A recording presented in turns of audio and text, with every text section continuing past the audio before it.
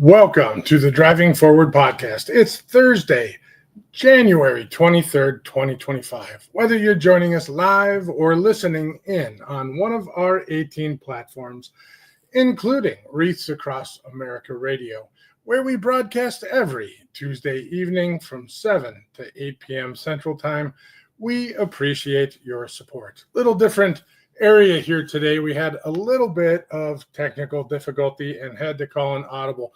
First time in 63 episodes we've had to call that audible, but we're trying to upgrade the typical area and had that last minute technical problem. So here we are. So next week, January 30th, wrapping up the month, we've got another freight industry trailblazer, Will Jenkins. Will's the co-founder of Molo Solutions, scaled it to a brokerage powerhouse. Now he's revolutionizing the recruiting and sales game with Journey. Get ready to uncover the bold moves and sharp insights that shaped his rise to the top of this industry. February 6th, we have Lindsay Trent on from Next Gen Trucking. Lindsay's doing some amazing things, assisting fleet owners in better managing their organizations, mitigating risks, and reducing their costs while increasing profits. And the following week, February 11th, we're live at Manifest. We'll have a great discussion about leadership, sales, and cybersecurity with Nick Darman, the CEO from Elvis. We'll also be talking about Elvis's unique approach and story. If you're not familiar with it, you'll want to listen in. And as another special broadcast, we're going to do a special episode, February 5th, with some leadership from the TCA. We haven't put that quite together yet, but Wednesday, February 5th, we'll have a great episode with the TCA as well. Today, we have the pleasure of hosting John Hausladen. John's been holding the helm of the Minnesota Trucking Association as the president since 1996. With 29 years of leadership, John has been instrumental in steering the MTA's mission to serve as the voice for a safe and successful Minnesota trucking industry through advocacy, education, and focused initiatives. Under his guidance, the MTA has championed safety, workforce development, and innovation, ensuring that the trucking industry remains a cornerstone of Minnesota's economy. John, welcome to the show. Well, Nate, good afternoon. It's a pleasure to be here. Yeah, absolutely wonderful to have you on. So lots going on in transportation and logistics for all kinds of different reasons, including our change in presidency. So we have a ton to talk about, including your 29 years of leadership here at MTA.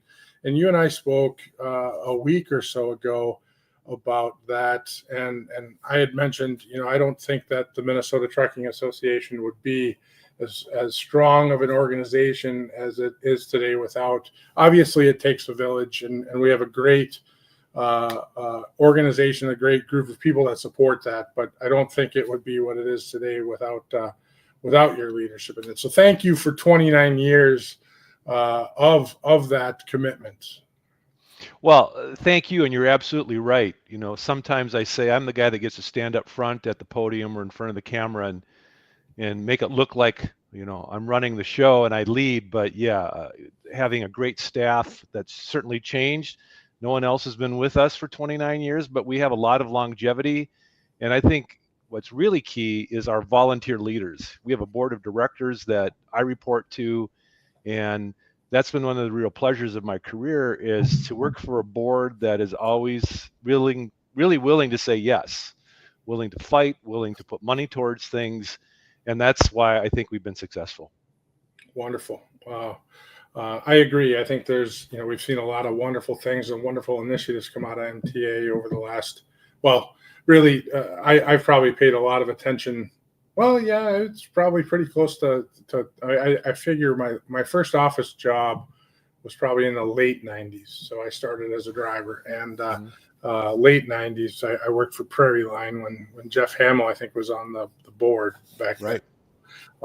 And I worked in their office at that time, small office. So going back many, many years. So let's start this off with kind of a retrospective of the last 29 years and talk about some of those significant changes since you've come into the industry and what you've seen over that tenure.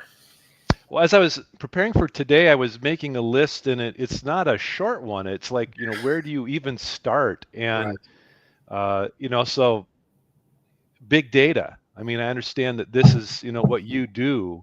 Right. And to think of what, I was talking to our driver of the year yesterday. I know we're going to talk about that a bit later, but if you think back to a time when literally a driver got their dispatch in the morning, they went to make that delivery. Once it was done, then they would make a telephone call, and that call had to come on a payphone somewhere typically, and then they might get their next order, and then they're off to the next point. So that's like 2 data points of communication in a day. And now we think of what fleets get and how they manage it and how they can make the most of it.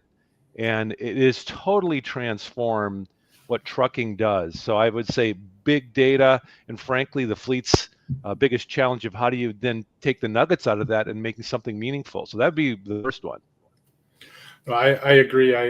To circle back with that, when I first started driving, you had your morning check call and your afternoon check call that you'd, as a driver, as a dispatcher, whether I'm receiving them, and I had my board of 30 to 50 drivers that I was working with. So I'd receive 100 phone calls a day from those drivers, and I'd have to acknowledge that I received them, or as a driver, I'd have to make those phone calls. And if I didn't make those phone calls, there would, be an army of people trying to reach out to me. So versus today, where you're receiving updates every 15 seconds in some cases, sometimes faster, sometimes slower. It depends on the solutions you're working on, and then the data that's encapsulated along that in the way of the telemetry data and the hard braking events and whatnot, and what you do with that driver behavior, et cetera, et cetera. So you can swim in it. You can absolutely swim in it and have no idea what to do with it at all. So agreed completely. I think the second one is the emergence of, driver assist vehicle technology. We talk about automation, and I mean, we're on a path to trucks doing amazing things, and we see trucks on the road in other parts of the country where the state government policies are encouraging it, and companies are moving forward where trucks are moving down the road with a driver in the cab, but the truck doing the work. Right. So that proof of concept is there. But what is most amazing is just the driver assist technology that fleets have chosen to adopt, and the innovation that has come from the providers. And we have to give credit to the OEMs. There's a lot of OEMs that have put a lot of money in R&D to create the technology and make sure it works. But I would say what's also been interesting is that some of the biggest disruption has come from outside of trucking. I mean, if you think once upon a time, the OEMs were really the only game in town. They had the budget where they could do the R&D, and they were doing all the interfaces with all the components, whether it was the engine or the drivetrain or, you pick. And how now players totally outside of trucking decided, I'm going to get in this space. We're going to develop, we're going to get some venture capital, and we're going to put something together. And the next thing you know, in many ways, the OEMs are having to catch up because there are these third-party disruptors that have said, we're going to move faster on the vehicle automation piece of this driver assist. But to see now, again, the truck that I rode in yesterday with our driver of the year had everything you would want, right? It had, adaptive cruise control, automatic emergency braking, lane departure, all of these tools that really help the driver be more safe. And it's just amazing to see how the industry hasn't had to be mandated to use that so often. Things happen because the government says it, but I mean, fleets are just making this choice because they know that it makes them safer It makes them more efficient, reduces crashes. So that would be the second thing. Yeah, I agree with that. And as we actually talked about this a week or two ago on an episode where I had Matt Leffler, Grace Sharkey, and Chad Olson on, and it was largely about the autonomous vehicle path and that how long that path is. And I think we might talk about that a little bit further down the road, but to just tap on that briefly, because it doesn't have to be just autonomous vehicles. It can be anything that you put an effort into, and the journey that it takes to get there, and all of the technology or all of the advancements that come along the line with that journey. So you have advancements that really, you call enhance the drivers. Sometimes they don't enhance the driver. Sometimes they make it difficult. But over time, the intentionality of it is to actually better that driver experience. And you have to get the feedback from the people who are out there in the field using it. And over time, it's to be better, faster, smarter, stronger, and ultimately more safe and save more lives and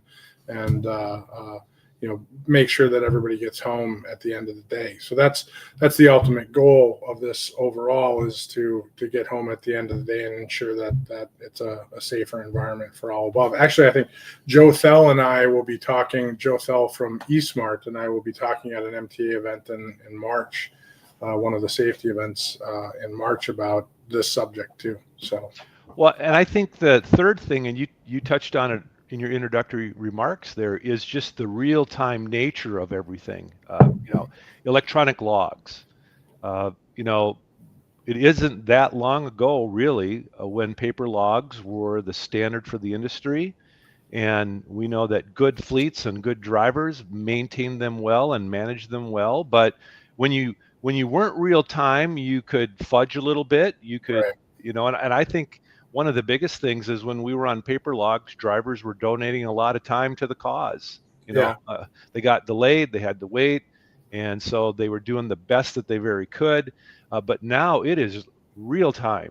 Roadside enforcement can take that log and see what's going on regarding hours. But again, the ability of a fleet to know where a tractor is, where a trailer is, what the temperature is inside that trailer, the driver's ETA when they're going to arrive. It is truly amazing, and so it really helps with efficiency. It helps with customer service, all of those things. But again, if you're the fleet and the driver, now the focus is really on you, because if somehow you've done something wrong, and we have these things called CSA scores. Again, this I don't know if this is number 4 or related to number 3, Sure. but again, there was this time where you had a lot less metrics that you were being judged by as a fleet or a driver, and now you have the compliance safety data through CSA that is available.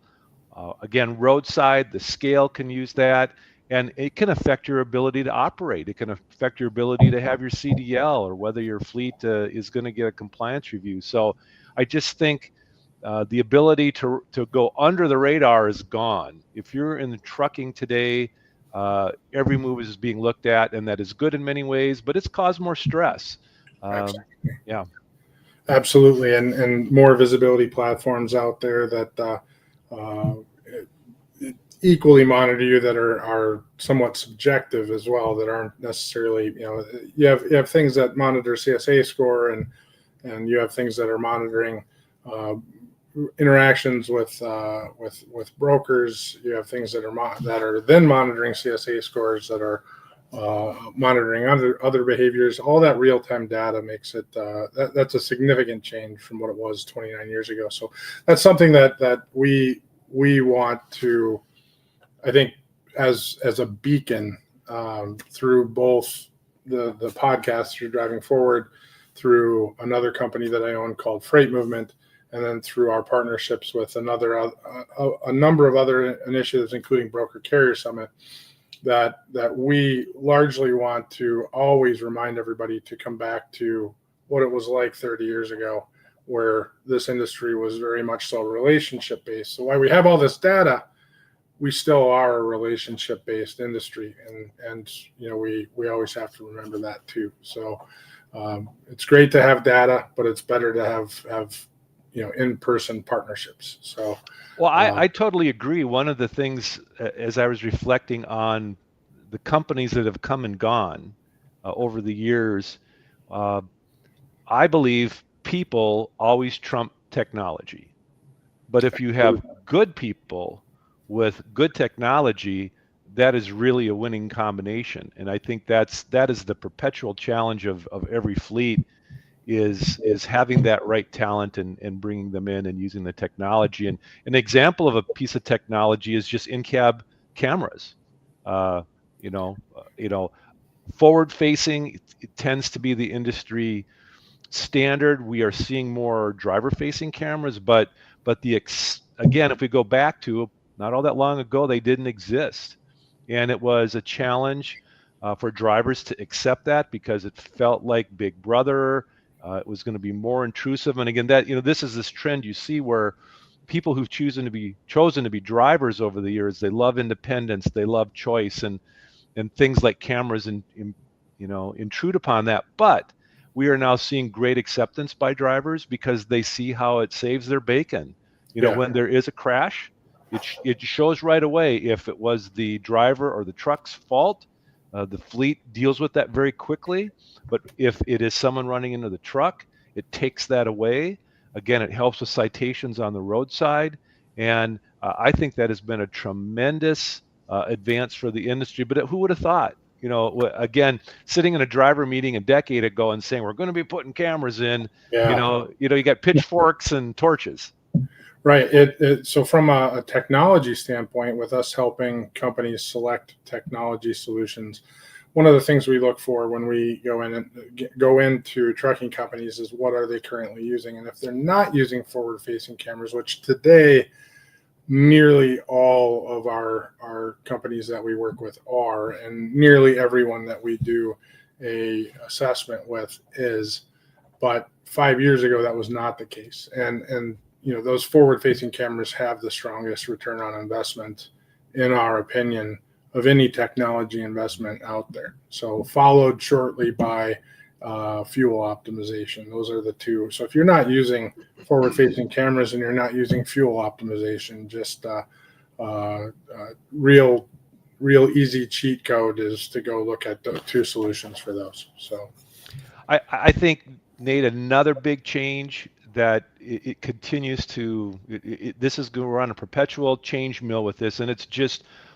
the engines, emissions, and what powers the trucks. And again, I can remember a time when there was not DEF, there were not these units on the back of the truck that had to regen and burn, and when those came in, the trouble that it caused fleets, and iterations of that sort of technology.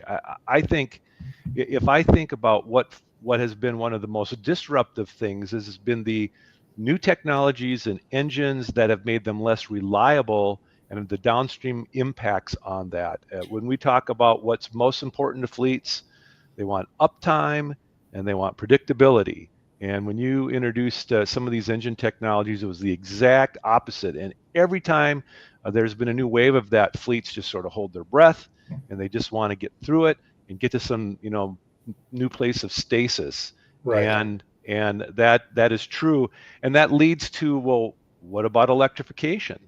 We already have more than proof of concept that you can run electric trucks in certain applications, and I think that is the key.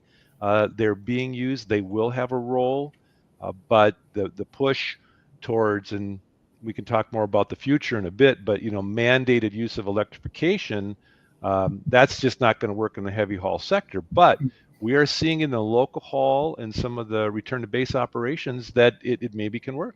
Right. Yeah, I have a number of people that we work with that have more than just a pilot going on there. So more than just, they're running dozens of units in that space now, and there's potential. So, and there's a lot of work that has to be done there still, but it has potential.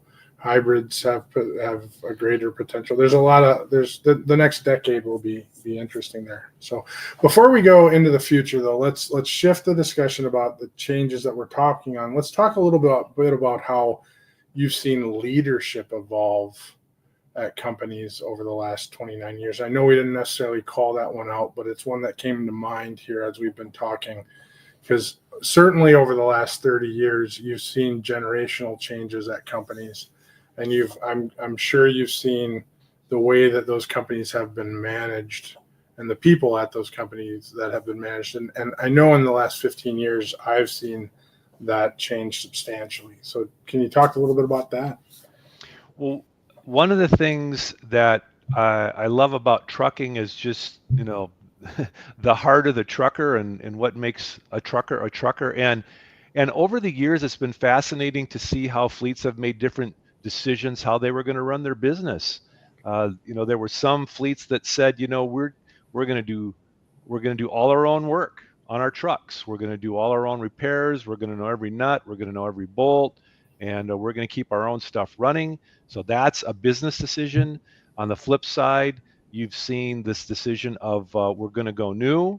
We're going to turn every 3 years and keep the latest equipment. We're going to keep our maintenance costs down, and those are leadership decisions. And I guess what I would say is trucking, again, when I started, I would say people were in more distinct lanes. Oh, I'm a truckload, I'm an LTL.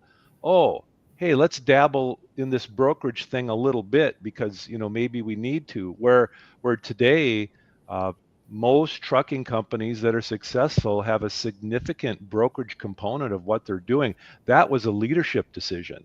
Right. And I will also say it's interesting to see companies go from purely family owned, family run, family, day-to-day operations. That was the mode. A founder creates it, son or daughter come in. Before you know it, you're in the third generation. But we have seen the emergence of outside professional management. The bigger the company, the more likely you're going to see that. But we've seen that, and that is a change for a family to say, we're going to bring in someone and we're going to trust their decisions and we're going to let them do that. But that's critical. And I think when you talk about company leadership, as it relates to who the driver is and what the driver needs, once upon a time, the driver was out doing his thing, primarily men. Right now, we have more women in the industry, and you weren't worrying about what the driver ate or how the driver was sleeping or what their blood pressure was. You just didn't worry about that stuff. So I think trucking leadership has had to take on a much more holistic view of the enterprise, and that we got our driver is our most critical asset, and so driver wellness programs. And frankly, recruiting and retention has always been the secret sauce for fleets, but fleets have had to change their approach to attract and keep the best. And so you really see that. No, I agree. That's a big answer. So a big answer, and I think you encapsulate it perfectly. So I don't know if I can add much more to it other than we've definitely seen a lot of brokerage added on, especially those that are in the truckload space. But even those that are elsewhere that are working in more niche areas have reached out. If they're a larger entity, maybe working with smaller entities more than what they did in the past as a contract relationship. I think we see that happening more too. So more prop up with smaller companies and sort of blending in their capacity needs where they don't necessarily want to operate or are not as strong. So, but no, that was a great answer. I appreciate that. Let's shift next before we do a quick break here. Safety is the cornerstone of MTA's mission. Can you elaborate on some of the key programs that MTA's implemented to enhance some of the safety programs or enhance safety in general for trucking companies and members?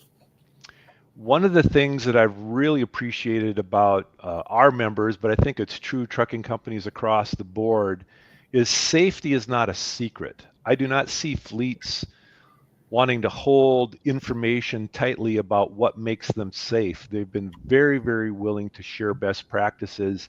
And I think one of the things that makes the MTA and other associations like ours unique in the marketplace is, I would say, we're really good at real-time best practices. There are a lot of providers out there with scope and sequence type of training and education for different things, and they do a great job. But I think just this week, yesterday in the month of January here, we held our safety conference, day-long conference, and that is professionals who are sharing what they've learned. So whether it's all the things we've talked about, what are the technology solutions that can improve safety? How do you integrate them? How do you help drivers accept and understand and make the best use of them?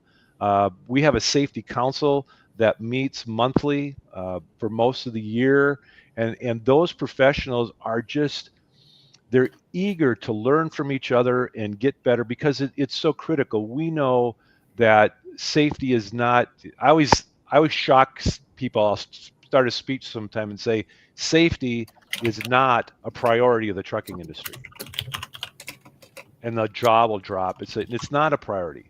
It's a value. Priorities change. It's a value. It's a core value of what fleets do, and so our mission as the MTA is in every way possible. So whether it's the Safety Council, the Safety Conference, but we even have programs like our Truck Driving Championship. You cannot compete in the Truck Driving Championship if you've had any sort of violation or crash in the previous year.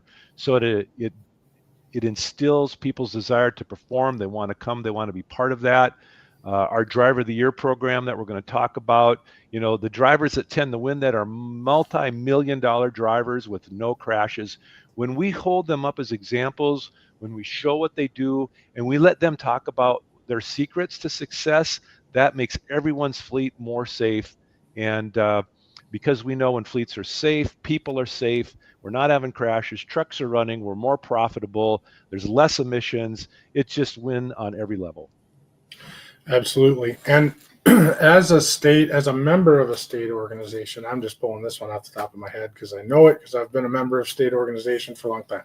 But as a member of a state organization, truly as a member of any organization, but ultimately the state organizations, companies that are members of state organizations typically are far safer operators than those that are not. Is that, you can confirm or deny that, but I'm throwing that in your direction. Am I wrong in my statement there? That's a nice big fat softball across the middle of the plate here. Absolutely, and we've always thought that intuitively, but the American Transportation Research Institute did a study, and they basically looked at fleets that were members of associations and those that weren't, and they were able to go get their crash data. And it's empirically proved that if you are a member and you engage in it, I think that's the important piece. If you're a member and you engage what the association offers, you have fewer crashes, and that saves you money. So, but you got to be paying attention and you got to engage it. Thanks for completing the Rolodex card on that one. It was Zatri's study, yeah. So absolutely. So we were talking a little bit about Driver of the Year, and I think that's perfect for us to segue in. We're going to do a little different break, and part of that break, we'll do a 2-minute video, I believe, from KSTP here, which is a local news organization. And they ran a 2-minute segment about the Minnesota Trucking Association's Driver of the Year. So every year, every month, there's a Driver of the Month that the MTA honors. And then every year there's a Driver of the Year selected as well. So you want to talk a little bit about the program? It's an amazing program open to MTA members, and I think every state trucking association has a program like this. And fleets nominate their drivers. And I tell you, one of the hardest things is to get the driver to agree to be nominated. Drivers, they like to drive. They don't want to be in the spotlight, but we work hard to get quality drivers nominated, and there's an internal process for the drivers of the month, and then the driver of the year, we actually have an external team that has the chief of the commercial motor vehicle section of the state patrol as a judge, the division administrator for Federal Motor Carrier Safety Administration from Minnesota, and then the top staffer at MnDOT who handles commercial motor vehicles. And they go through those 12 with a fine-tooth comb, and they make that selection. And as I said, the drivers that win are always the cream of the crop, and any one of the 12 could win because they're typically multi-million mile drivers. They typically have had no preventable crashes. I mean, they've had nothing. And then these are the ones that still somehow find a way to give back, whether it's to their community or special programs like Special Olympics or within their own companies and being mentors and trainers. And so this year, Roger Zima from Fultz Trucking up in Detroit Lakes was picked as the 2024 Minnesota Trucking Association Driver of the Year. Wonderful. And I think that's a perfect time if we can run that video from KSTP, I think is who it was from. If we can. Over the last 40 years, he's driven 4 million miles without a single accident. Last night, Roger Zima's impressive driving record earned him the Minnesota Trucking Association's 2024 Minnesota Driver of the Year. Joe Mason spoke with a trucker from Becker County about the prestigious award. There's a church here, a post office, a community center. Population 143 in Ogama, Minnesota. The chili cook-off going on this weekend. Roger Zima already had a big title in his small hometown. First man. First man? Yeah. You see, Roger's wife, Lori, is the mayor of Ogama. Well, he's always been the first man, and now this. Now the first man has a new big title. I'm the trucker of the year now, yeah. I'm the big guy. Tuesday, the Minnesota Trucking Association named Roger their 2024 Driver of the Year. Actually, I was honored. Kind of overwhelming. Really appreciate it. It was a humbling experience. Roger's driven 4 million miles over the last 40 years. Now, how many accidents have you had in that time? 0. Gotta have that. His advice on staying safe behind the wheel. Try to maintain a safe following distance. Like I say, know who's around you, what other vehicles are doing. His advice on staying married to the mayor. Just tell her she's right all the time. That's all you gotta do. Good answer. And it'll be good, yeah. Yes, dear, you're right. As the old country song goes, Lord, it's hard to be humble. But even with all their awards and accomplishments, Roger and Lori remain very down to earth. Great dad, great husband, great grandpa. The two married for 40 years, 5 kids, 14 grandkids. Happy wife, happy life. For this Trucker of the Year, it's Happy Mayor, Happy Life. Joe Mason, 5 Eyewitness News. Good to know he's on the roads with us. Congrats, Roger. So congratulations to Roger Zima and his wife, and also Fultz Trucking as well. I've worked with. Well, haven't really worked with, but going way back, I used to work with Fultz Trucking many years ago when I worked at Prairie Line. We would have them haul some freight for us here and there many years ago. So I'd be on the phone with Ken and a few other people ages ago. So, but glad to see he won. So, and I knew a few of the other guys that were the on the list of 12. So we're pulling for a few guys. So, but congratulations. Well, and I'll tell you, Nate, what's professionally satisfying for me is these things look like they happen, these stories, and actually this is what one of the things the association does is we pitch this story to Channel 5. And you can't pitch unless you have something to pitch. So right. So to have such a great story and to have these men and women professional drivers, but I got to tell you, this was an exceptional opportunity to tell the truck driver story, because this program really represents all the drivers out there, the ones who never got nominated, the ones who could tell the same story. And we were able to get him on WCCO AM radio first thing that morning. Great. He did an interview with the Star Tribune. There is a feature story in the Star Tribune today about Roger. You saw the Channel 5 piece, and when you and I are done here, I get to hop on Road Dog Trucking News with Roger. But the point is, this is what we do as associations: is we take that information and we expand it, and we tell the good news about how safe, how committed this industry is. No, that's wonderful, and advocating across the board for the industry, for the drivers. I mean, that's one of the reasons I started doing what I do now. I actually had a good example of this where one of our customers needed to be able to say something to the industry and did not have the avenue to do that. I opened the door to them to be able to do that, and they were able to do that through about a 400,000 or 500,000 person channel. So, but to the same point, being able to announce this outside of the industry, I think is as important.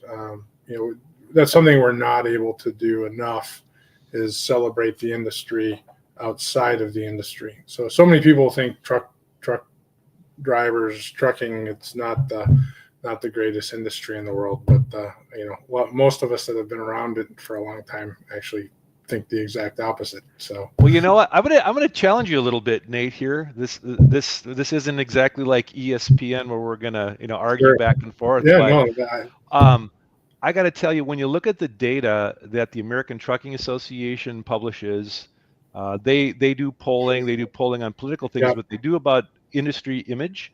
And actually, on most scales, the average person has a very high opinion of the trucking industry, the essentiality, the safety, the professionalism. So that's really good news. And sometimes I think we are our worst enemy. Yeah. And I think we probably have more challenges talking to our own customers and talking to our own partners sometimes than it is that what we really think about the public. And I think that's an opportunity for us as an industry, and I think for fleets, is to continue to tell that positive story, and that's a challenge. So a little pushback there. I think the average person thinks higher of us than we do sometimes. I think I agree with you, and I know the study that you're talking about. I'm actually working with someone right now discussing it, and I know the exact one, and that actually has jumped up substantially over the COVID times. That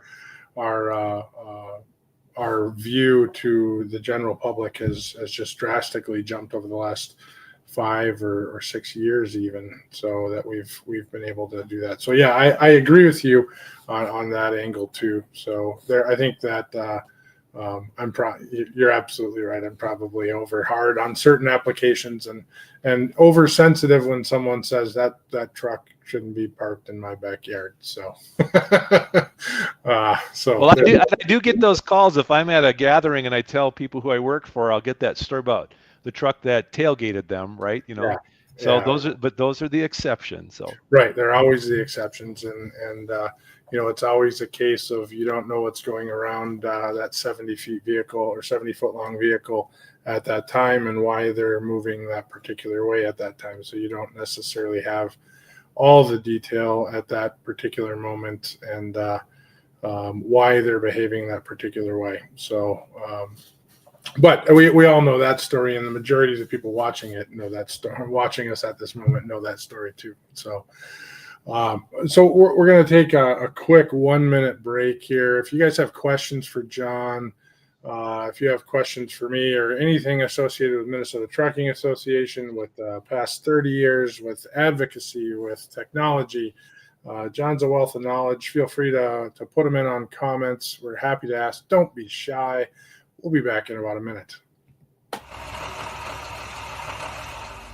If your fleet's downtime looks like chaos, you're missing out on GLCS.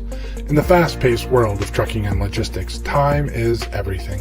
Meet GLCS, your expert partner in managed IT services. We integrate seamlessly with your team, bringing seasoned IT professionals with deep transportation and logistics expertise.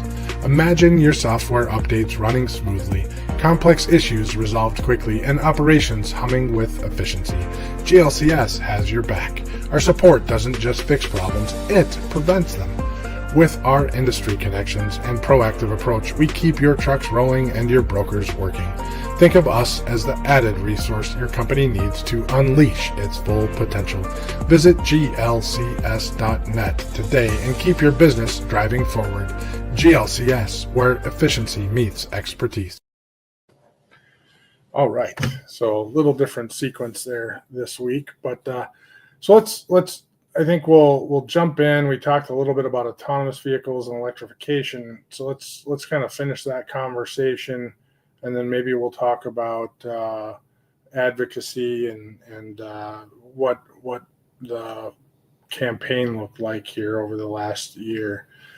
So start off with autonomous vehicles and electrification. What's your perspective on this shift? And we already kind of touched on some of this, so we might have to restate it because I don't feel like we finished what we wanted to talk about. So what's the perspective on this shift, and how are you preparing MTA members for these changes, or how are you advising members on these changes? Well, it's interesting. They are two paths that can come together: automation, electrification. And I would say, probably pre-COVID, right before COVID, automation was the topic that everyone wanted to talk about. And in fact, we worked in the Minnesota legislature to authorize truck platooning. So under permit, you can do that in Minnesota now. But interestingly, Minnesota decided that it did not want to allow autonomous vehicles on the road without some sort of closed track testing. And they didn't ever pass any legislation. So it's still kind of a gray space in Minnesota, whereas states like Texas and Arizona have been very aggressive in wanting to allow that. But I would say vehicle automation has dropped as vehicle electrification has become the topic that everyone wants to talk about. And the last presidential administration was pushing that really hard. And frankly, that was the issue that I was hearing probably the most from our members, other than the economy and freight rates, was this forced electrification of trucks. And we saw the Biden administration in any number of ways gaming the system in that way. In Minnesota, with the governor and the legislature that we had, we saw that coming down the road strongly too. So this is a big change with President Trump now taking over, and frankly, the Republicans having at least parity in the Minnesota House. I think that the push towards mandated electrification, mandated other fuels is going to just pause. Pause is the wrong word. It's going to be at a slower pace because I think fundamentally there's probably a business case to be made for some of the electrification pieces, but that's a long play.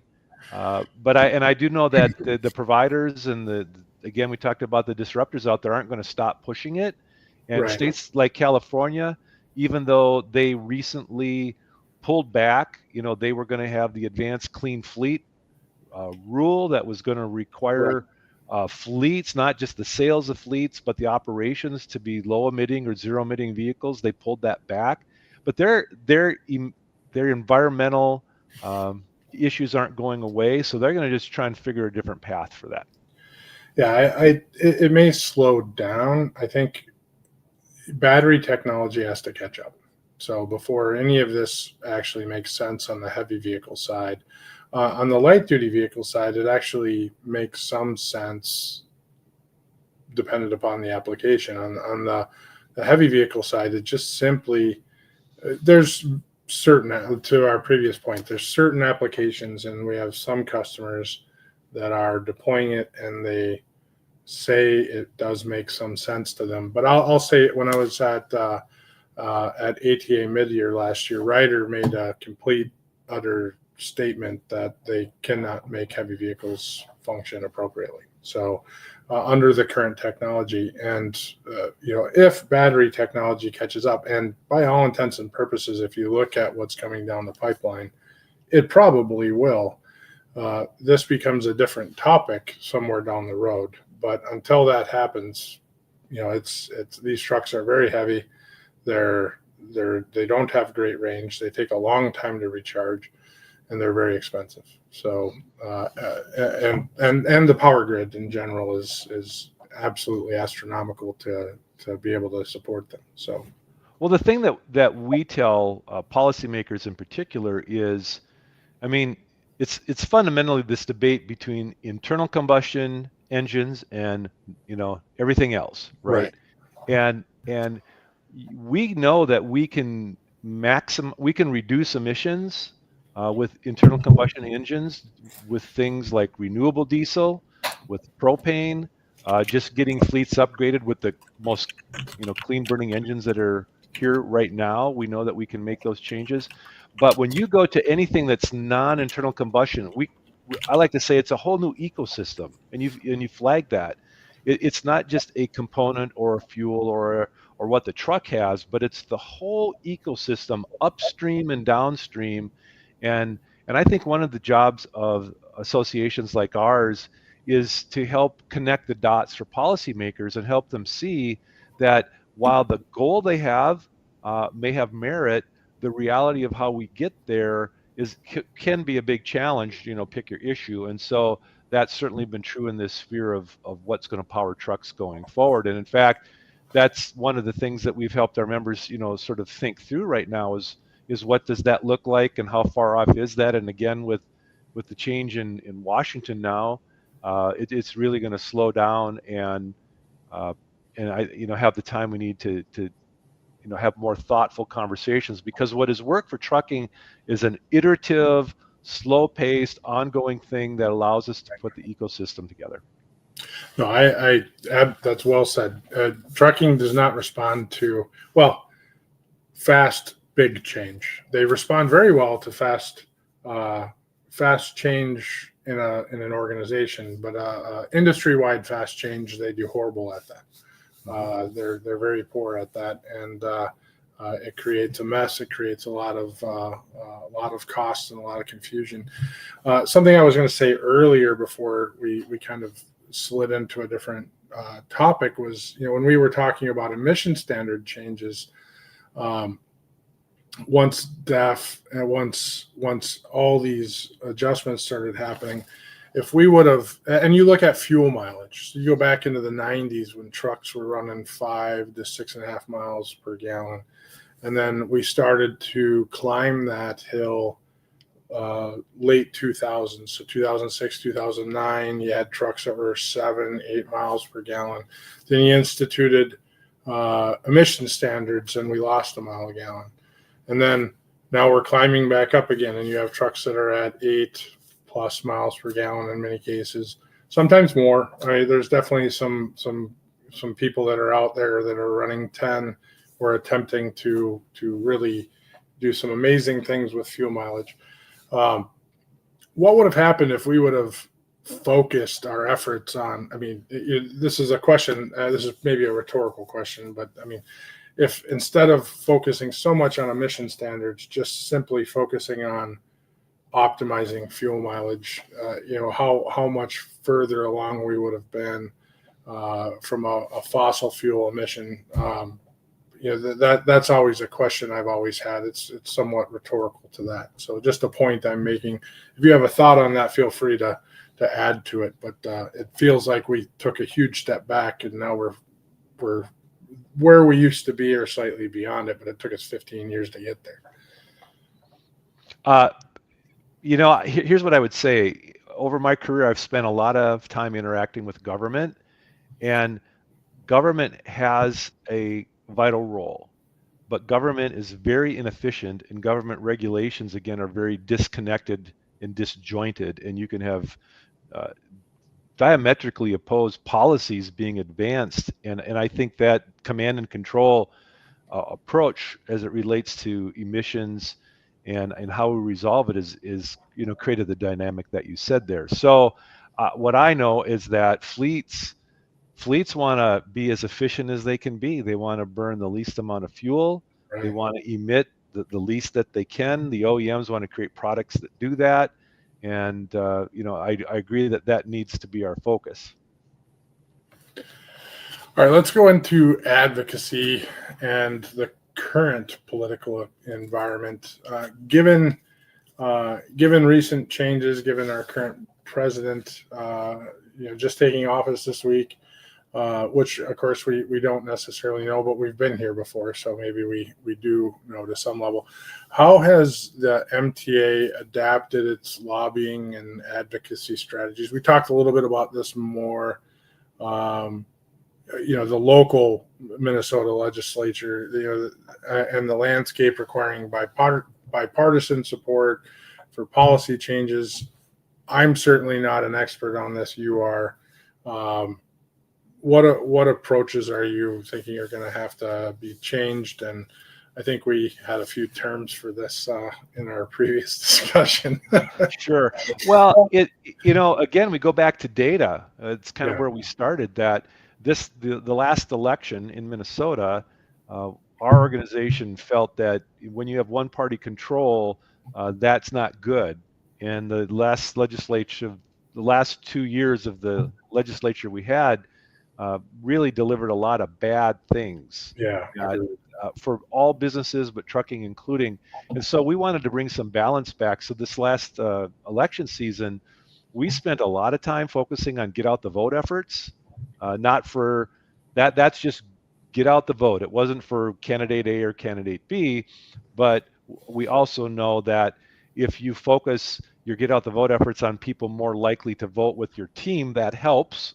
And having the data to identify those people. So it's been really sophisticated what all parties have done to try and turn out their team and win elections. And the MTA played a much greater role in spending resources from the association on those sort of efforts. We have a political action committee, and so we raised more money for this last cycle than we ever had. And again, that went to candidates that are pro-trucking, both parties. But probably more predominant Republican, but we have some friends in both parties because trucking's not partisan. Right. And that leads to the reality we have today. When you have close margins in Minnesota, we have essentially a tie in the Minnesota House. Not a single piece of legislation is going to advance without at least one person from the other party voting for it. And that could lead to some actual return to process where you have bills, you have amendments, you have hearings, you have bills that go to the floor, then you have conference committees, and they are bills that are distinctly different.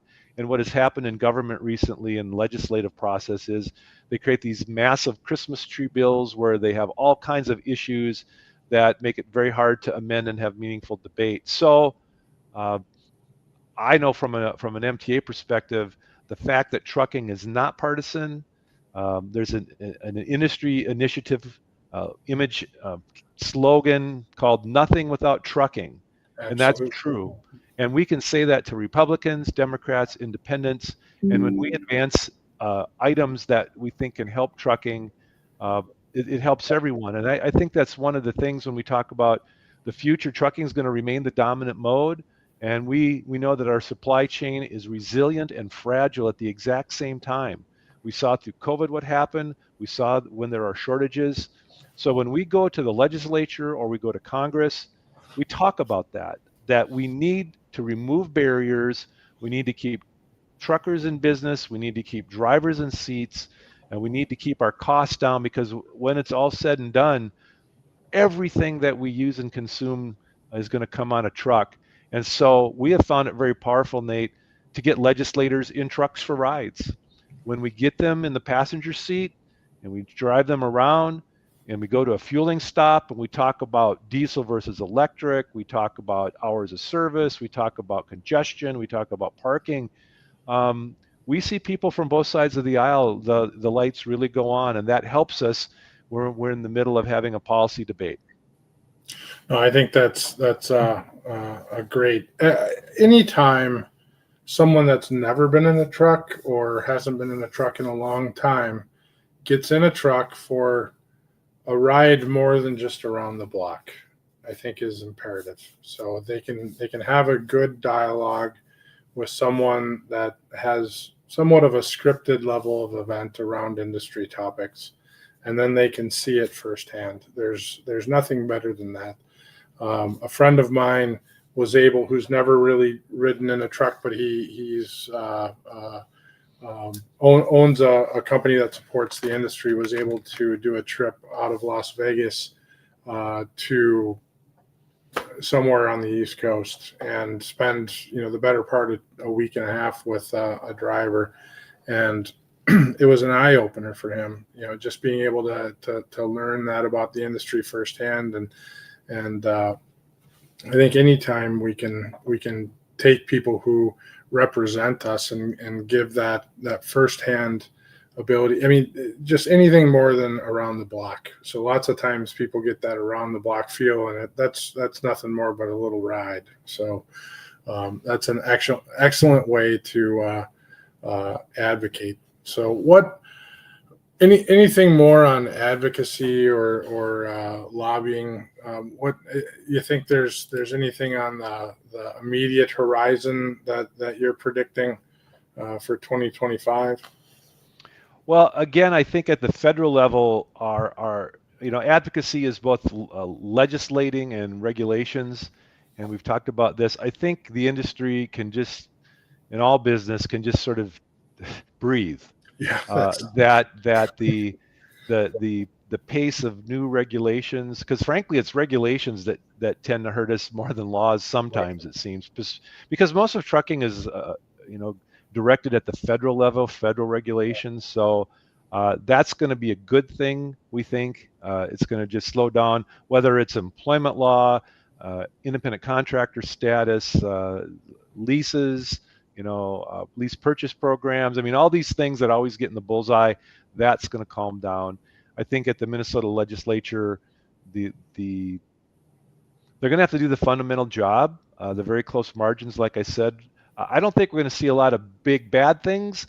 And unfortunately, I don't think we're going to see some of the sweeping reforms we'd like to see, because that's going to take votes from the other side as well. But again, I think at a state level, we can take a breath. And I think we can work on some of those things, whether it's tort reform, the cost of insurance and jury verdicts and all those things remains a very high priority, making sure we have the right workforce. And so even though right now we probably have overcapacity, we know that there's a structural shortage. So getting men and women to consider the industry is very important. And so continuing to work on those things, issues like truck parking, we'll continue to work on. And so all I can say is it's fun to represent this industry, and we're so important that when we walk in the door, there's a certain amount of status we get right away, and that's a fun place to be. That's good. Anything coming up for Minnesota Trucking Association you'd like to announce out here as well as we start to wrap up? Thank you. Well, our website is mntruck.org. We have regional meetings coming up in the next 3 weeks in Wadena, Sleepy Eye, Rochester, and Duluth. So check out those dates. We do have our trucking management conference that comes up in April. So that will be coming up as well. And of course, all of our legislative activity. And we just, again, had a very successful trucking safety conference. So, we represent the industry, and the industry never stands still. Perfect. And if someone wants to reach out, mntruck.org, is there an email address or anything that they can reach out to? Right. Yeah. So if you want to get me, it's John at mntruck.org. Our website is mntruck.org, and our social media handle is mntruck. So we're happy we make it easy. Yeah. Perfect. All right, John. Well, I appreciate having you on. I feel like we could have talked for a whole nother hour. So, but it's been great. Look forward to having you on again sometime, and we'll see you soon. All right. Thank you for the opportunity. And I'll just end by saying, trucking is the greatest industry to represent and work for, and it's the heart of the industry that makes it so worthwhile. They give and they give every single day, in good times and bad. So to the listeners out there, thanks for all the hard work and all the good that you do. Thanks a lot, John. Appreciate it. All right, that was great. We covered everything on that. So going back a long way, lots of overview of the industry, lots of thoughts going forward, lots of what's to come, I think, here as Minnesota's starting to change as the government's starting to change as technology continues to adjust our industry. So with that all being said, don't forget to tune in next week, Thursday, for Will Jenkins from Journey. And we're not wrapping anything up anymore. We did that in the beginning. So Will Jenkins next Thursday. With that being said, that wraps up episode 64. So stay curious, stay informed, keep pushing the boundaries of what's possible. Until next time, drive forward with purpose and innovation. Thanks for watching.